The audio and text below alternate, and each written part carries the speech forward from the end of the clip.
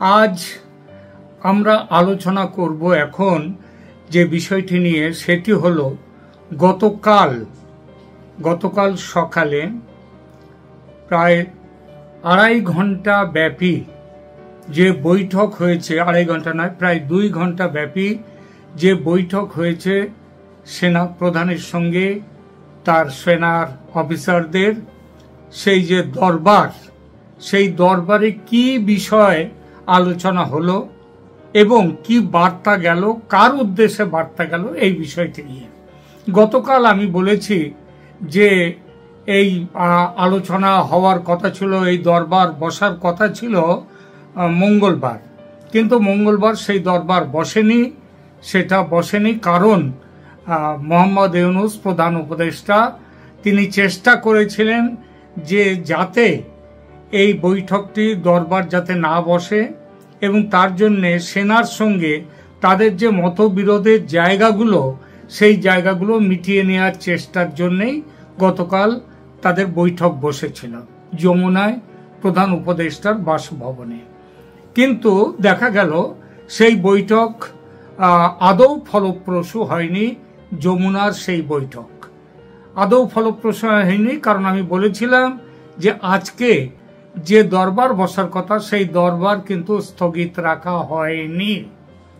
তো তারপরে যথারীতি দরবার বসেছে এবং সেখানে যে মোহাম্মদ ইউনূসের সব প্রচেষ্টা বানচাল করে দিয়ে সেই দরবারে যে বিষয়গুলো নিয়ে আলোচনা হলো, সেই আলোচনাগুলো একবারে পয়েন্ট ওয়াইজ একটা করে আমি আপনাদের সামনে রাখব। স্বাগত ভাষণ বা যেটাকে বলা হয় ইনাগুরাল স্পিচ, ভাষণের শুরু করা হয় যেটা দিয়ে, সেটা দিয়েছিলেন আর্মি চিফ তিনি, এবং এই ব্যাপারে তারপরে প্রায় 30 মিনিট এই ব্যাপারটি নিয়ে আলোচনা, তার এই স্বাগত ভাষণের যে ইনাগুরাল অংশ সেইটা চলে। এবং তারপরে যেটা চলে, কালকে ব্যবস্থা রাখা হয়েছিল, সেটা হচ্ছে ইন্টারঅ্যাকশন, অর্থাৎ যারা দর্শক শ্রোতা যারা, তারা তো সেখানেই ছিলেন সভাস্থলে, যারা ঢাকার কাছাকাছি অংশের এলাকা থেকে আছেন তারা সেখানে ব্যক্তিগতভাবে উপস্থিত হয়ে থেকে সেগুলো শুনেছেন এবং ইন্টারঅ্যাকশনে অংশ নিয়েছেন। এদের সংখ্যা প্রায় 80%। আর বাকি 20% যারা আসতে পারেননি এই প্রোগ্রামে, দরবারে, তারা দূর থেকে তারা ভার্চুয়ালি দেখেছেন। সেখান থেকে তারা তাদের বক্তব্য পেশ করেছেন, প্রশ্ন রেখেছেন সবাই সেনাপ্রধানের কাছে, এবং সেনাপ্রধান এবং অন্য অফিসাররাও তার সঙ্গে আর যে উচ্চপদস্থ অফিসাররা যারা ছিলেন তারাও তার মধ্যে বক্তব্য রেখেছেন, সওয়াল জবাব হয়েছে। এইবার কি কি বিষয় হলো, আমি মোটামুট বিভিন্ন পোর্টাল থেকে, বিভিন্ন জায়গা থেকে যেসব খবর জোগাড় করেছি তার ভিত্তিতে আমি 1, 2, 3, 4 করে আমি 10টি বিষয় খুঁজে পেয়েছি। সিদ্ধান্ত, বিষয় বলবো না, বলবো 10টি সিদ্ধান্ত আমি দেখতে পেয়েছি। আপনাদের সামনে এক এক করে সেই সিদ্ধান্তগুলো বলবো। প্রথম সিদ্ধান্ত, অর্থাৎ 1 নম্বর সিদ্ধান্ত, সেটা হচ্ছে, এটা সবসময় যে একবারে সিরিয়াল সিকোয়েন্স মেনটেন করে আমি বলছি তা নয়, হয়তো আগে পরে হয়েছে, কিন্তু আমি এক এক করে সেগুলো বলে যাচ্ছি। 1 নম্বর, ডিসেম্বরের মধ্যে নির্বাচন করতে হবে। এই বছরের ডিসেম্বর, ওই আগামী বছর কিংবা আরো 5 বছর পরের কোনো ডিসেম্বর নয়, এই বছরের ডিসেম্বরের মধ্যে নির্বাচন করতে হবে, যাতে 1 জানুয়ারিতে নতুন সরকার গঠিত হয়। এবং এই যে নির্বাচন হবে, এটা চাই fair election, free and fair election. মনে রাখবেন, এই একটা শব্দবন্ধ আছে বাংলাদেশে নির্বাচনের ব্যাপারে, free, fair and inclusive election. হ্যাঁ, তো এখানে ইনক্লুসিভ ইলেকশন কথাটি কালকে গতকালকের যে সেনাপ্রধানের বৈঠকে তিনি ব্যবহার করেননি। তিনি বলেছেন ফ্রি অ্যান্ড ফেয়ার ইলেকশন, অর্থাৎ আওয়ামী লীগকে নিয়ে নির্বাচন করতে হবে, ঠিক এই কথাটি কিন্তু বলেননি এবং সেনাপ্রধান বলেননি। এবং এটা বলেননি বলে যারা ভাবছেন যে আওয়ামী লীগের ওপর জারি করা নিষেধাজ্ঞাতে সেনাপ্রধানের সায় আছে, তারা কিন্তু ভুল ভাবছেন। কারণ ফ্রি অ্যান্ড ফেয়ার ইলেকশন কথাটির মধ্যেই কিন্তু ইনক্লুসিভ কথাটিও যুক্ত আছে। একমাত্র আইন আদালতের নির্দেশ ছাড়া, সেই আইনও আবার এই ইউনূসের আইন নয়, সেই নির্দেশ ছাড়া যে ইলেকশন হবে এবং সেটাকে ফেয়ার ইলেকশন কথাটির মধ্যেও এই বিষয়টি থাকে। তাছাড়া ওটা এই যে ইনক্লুসিভ আওয়ামী লীগ থাকবে কি থাকবে না ওটা পরে ঠিক করা যেতে পারে, এখানে তো এই ব্যাপারে শেষ কথা বলা হচ্ছে না। সুতরাং আসল কথা হলো যে ভঙ্গি ও যে ভাষায় ওয়াকারুজ্জামান নির্বাচনের চূড়ান্ত সময় এবং নতুন সরকার গঠনের যে চূড়ান্ত দিন ঘোষণা করে দিয়েছেন, সেটা ইউনূস অ্যান্ড কোম্পানির স্বপ্ন ভঙ্গ করার পক্ষে যথেষ্ট। এবং তাদের বুকের ধুকফুকুনি যে এই কথাটির ফলে বেড়ে যাবে এবং বেড়ে গেছে ইতিমধ্যে, তার প্রমাণ নিয়ে তা কিন্তু পাওয়া যাচ্ছে। দ্বিতীয় 2 নম্বর বিষয় হলো কোন রকম করিডোর বাংলাদেশের ওপর দিয়ে কাউকে দেয়া যাবে না, তা সে মানবিক করিডোর হোক বা অন্য যে কোনো করিডোর হোক। এর অর্থ করিডোরের ব্যাপারে সেনাপ্রধান তার আগের যে অবস্থান ছিল তার থেকে আরো কড়া অবস্থান নিলেন তিনি। ইতিপূর্বে তার দাবি ছিল করিডোর এলাকার পূর্ণ দায়িত্বে থাকবে বাংলাদেশ সেনাবাহিনী। সেই অবস্থান পাল্টে তিনি গতকাল করিডোর স্থাপনেরই বিরোধিতা করলেন। তিনি আরো বললেন যে ভারত, চীন ও মিয়ানমার এই প্রতিবেশী দেশগুলো প্রস্তাবিত করিডোরের ঘোর বিরোধী এবং এদের বিরোধিতা অস্বীকার করে করিডোর দিলে সেটা বাংলাদেশের ভবিষ্যতের পক্ষে অত্যন্ত বিপজ্জনক অবস্থা তৈরি করবে। এই উপদেশে যে তুমুল সামরিক উত্তেজনার কেন্দ্রবিন্দু হয়ে যাবে বাংলাদেশ। এই প্রসঙ্গে বক্তব্যের মধ্যে জেনারেল জামান একবার নয় 3বার বলেছেন corridor is dangerous. 3 number point, বিদেশিদের হাতে বন্দর তুলে দেয়া যাবে না। এরকম গুরুত্বপূর্ণ সিদ্ধান্ত নেয়ার অধিকার একমাত্র নির্বাচিত সরকারের। এই অনির্বাচিত সরকারের এত বড় একটা সিদ্ধান্ত নেয়ার কোনো অধিকার নেই। এরকম গুরুত্বপূর্ণ এবং সুদূর প্রসারী বিষয়ে সিদ্ধান্ত নেয়ার একমাত্র অধিকার আছে নির্বাচিত সরকারের। সেই নির্বাচিত সরকার যখন আসবে তখন এই চট্টগ্রাম সহ অন্যান্য যে বন্দরগুলো তুলে দেয়া হবে, বিশ্বমানের করা হবে, এই সব ব্যাপার বিশ্বমানের হবে না কি হবে সে সিদ্ধান্ত নেবে নির্বাচিত সরকার, মানুষের ভোটে জিতে আসা সরকার। এই সরকারের ক্ষমতা নেই। 4 নম্বর পয়েন্ট, ইন্টারঅ্যাকশন সেগমেন্টে যখন বিভিন্ন বক্তা তাদের বক্তব্যের মধ্যে উঠে এসছে মুক্তিযুদ্ধের স্মৃতি মুছে ফেলার যে অপচেষ্টা চালাচ্ছে এই সরকার, সেই বিষয়টি যেভাবে এই বিষয়টি নিয়ে প্রতিক্রিয়া দিয়েছেন বক্তারা, তাতে বোঝা গেছে এরপর মুক্তিযুদ্ধের বিরোধী কোনো কাজকর্ম আর সহ্য করা হবে না। এটা একটা চূড়ান্ত হুঁশিয়ারি মুক্তিযুদ্ধের স্মৃতি যারা মুছে ফেলছে তাদের বিরুদ্ধে। এই বিষয়টি সরাসরি কিন্তু আঘাত করছে ইউনূসকে। কারণ তিনি ওই রিসেট বাটন টিপে অতীতকে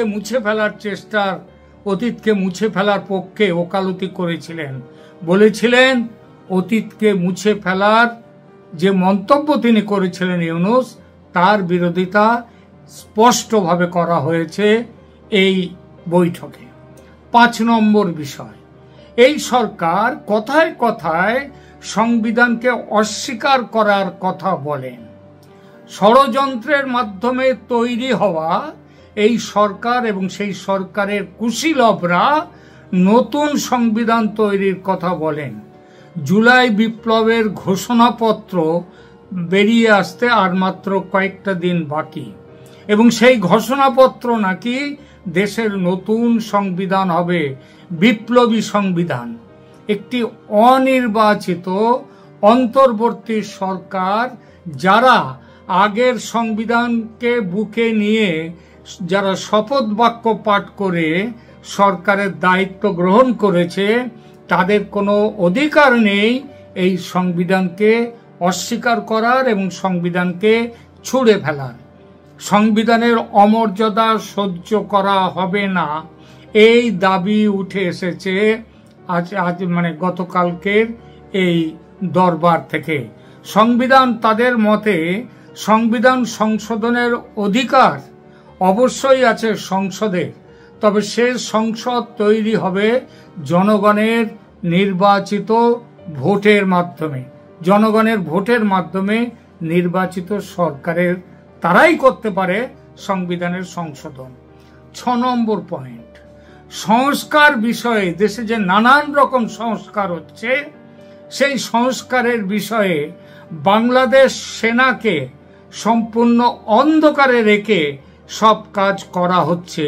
এর অর্থ হচ্ছে বাংলাদেশ সরকারকে পুরোপুরি অস্বীকার করে এই সব কাজ করছে বর্তমান ইউনূস সরকার।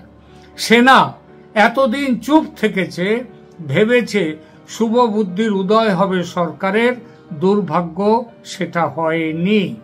যেভাবে সংস্কারের কথা বলা হচ্ছে, সেনাবাহিনী সেটা সমর্থন করে না। সেনা কবে ব্যারাকে ফিরবে, এইটা হচ্ছে 7 নম্বর পয়েন্ট। এই বিষয়ে সেনা প্রধান স্পষ্ট ভাষায় বলেছেন, সেনা এখনই ব্যারাকে ফিরবে না। বক্তারা কেউ কেউ বলেছেন সেনার কাজ করুক, সেনা ব্যারাকে ফিরে আসুক, দেশের শান্তি শৃঙ্খলা রক্ষার পুরো দায়িত্ব নিক বেসামরিক এই সরকারি বেসামরিক সংগঠনগুলো। কিন্তু জেনারেল ওয়াকারুজ্জামান তাদেরকে স্পষ্ট ভাষায় এখানে উল্লেখ করেছেন, সেনা এখনই ব্যারাকে ফিরবে না। দেশকে শান্ত না করে, দেশকে নির্বাচিত সরকারের হাতে তুলে না দেয়া পর্যন্ত সেনা বর্তমান কাজেই থাকবে, তারা ব্যারাকে ফিরবে না। নির্বাচনের পর 1 জানুয়ারি 2026-এ নতুন নির্বাচিত সরকার ক্ষমতায় বসলে তখন সেনা ব্যারাকে ফিরবে, তার আগে নয়। 8 নম্বর পয়েন্ট, মব জাস্টিসের দোহাই দিয়ে দেশ জুড়ে বিরোধী রাজনীতির মানুষদের ওপর এবং দল নিরপেক্ষ সাধারণ মানুষের জানমাল আক্রান্ত হচ্ছে। আইন শৃঙ্খলা এখানে রক্ষার জন্য কোনো ব্যবস্থা সরকার তো নিচ্ছেই না, বরং সরকারের যারা চালিকা শক্তি এই মব জাস্টিসের মধ্যে তারাই আছে। এই তথাকথিত মব সন্ত্রাস আর সহ্য করা হবে না।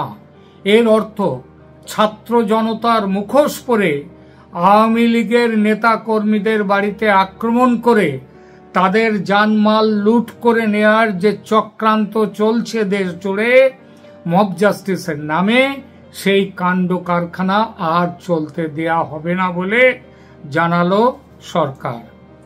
9 নম্বর পয়েন্ট, ব্যক্তিগত স্বার্থ চরিতার্থ করতে দেশের সম্পদ কাউকে ব্যবহার করতে দেয়া হবে না এবং দেশকে কারো হাতের পুতুলে রূপান্তরিত করা যাবে না, এটাই হচ্ছে মূল বক্তব্য। এই অভিযোগের তীর সরাসরি নিক্ষেপ করা হয়েছে প্রধানত দুজনের বিরুদ্ধে, এক প্রধান উপদেষ্টা মোহাম্মদ ইউনূস এবং 2 নম্বর জাতীয় নিরাপত্তা উপদেষ্টা বা national security adviser Khalilur Rahman, এদের দুজনকে লক্ষ্য করে। কারণ ক্ষমতায় দীর্ঘকাল বসে থাকার জন্য আমেরিকার দালালি করছেন ইউনূস, আর সেই দালালির মুখ্য ব্যবস্থাপক হচ্ছেন এই খলিলুর রহমান। এই করিডর ব্যবস্থা, যেটা মানবিক করিডরের নামে, সেটার মূল কাজ তার পেছনে রয়েছে কিন্তু এই খলিলুর রহমান বড় একটা দায়িত্বে। খলিলুর রহমান ইউনূস এই আজকের পরে সেনা দরবারের পরে ইউনূস কোনো কথা বলেননি, মুখে কুলুপ এঁটেছেন। তবে খলিলুর রহমান আত্মসমর্থনে মুখ খুলেছেন এবং গাদা গাদা মিথ্যে কথা বলেছেন ওই করিডর সম্পর্কে।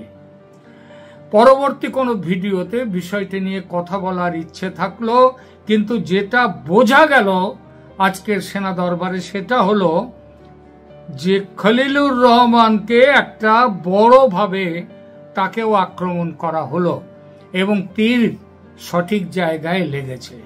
10 নম্বর, কোনো গুরুত্বপূর্ণ সিদ্ধান্ত নেয়ার অধিকার যে এই সরকারের, বর্তমান অন্তর্বর্তী সরকারের নেই, সেটা আজকের আলোচনার মধ্যে বারে বারে সেই বিষয়টিকে জানিয়ে দেওয়া হয়েছে এবং জানিয়ে দেওয়া হয়েছে এই সরকার কোনো সাংবিধানিক সরকার নেই, স্রেফ একটি স্টপ গ্যাপ কাম চালাও সরকার। সুতরাং স্পষ্ট ভাষায় ইউনূস সরকারকে বলে দেওয়া হয়েছে অনেক বেআইনি ও অসাংবিধানিক কাজ আপনারা করেছেন, এই কাজ আর সহ্য করা হবে না, এবার থামুন। এই হলো আজকের সেনা দরবারের আলোচনায় উঠে আসা সিদ্ধান্তগুলো এবং সেই সিদ্ধান্তের পরিপ্রেক্ষিতে তীরগুলো কোন কোন জায়গায় লেগেছে সেই বিষয়ে ছোট্ট করে একটি প্রতিবেদন। প্রশ্ন ওঠে, এই সরকার যদি সেনার এই হুঁশিয়ারিকে গুরুত্ব না দেয়, যদি শিক্ষা না নেয় এই হুঁশিয়ারি থেকে, যদি আগের মতো নিজেদের মতো করে চলতে থাকে, তাহলে কি হবে? তাহলে কি হবে সেটা সেনা প্রধান, সেনাবাহিনী বলবে। তবে একটা কথা বলতে চাই, সেটা হলো সেনাবাহিনীর এবার কিন্তু আজকের বৈঠকের যে টেনিওর, আজকে টোন অ্যান্ড টেনিওর যেটা, তাতে ভাব এবং ভঙ্গি যেটা, সেটা দিয়ে মনে হয় এবার সেনাবাহিনী এবং সেনা প্রধান যথেষ্ট সিরিয়াস। সুতরাং এই সরকার যদি শিক্ষা না নেয়, যদি এইভাবে অবৈধভাবে চলতেই থাকে, তাহলে সেনাপ্রধান এবার কিন্তু বসে থাকবে না। এটা নিয়ে আপনারা কি ভাবছেন লিখে জানান, আপনাদের ভাবনাগুলো জানতে সুবিধা হবে আমাদের। এখনকার মতো এখানেই রাখছি, ভালো থাকবেন, ধন্যবাদ।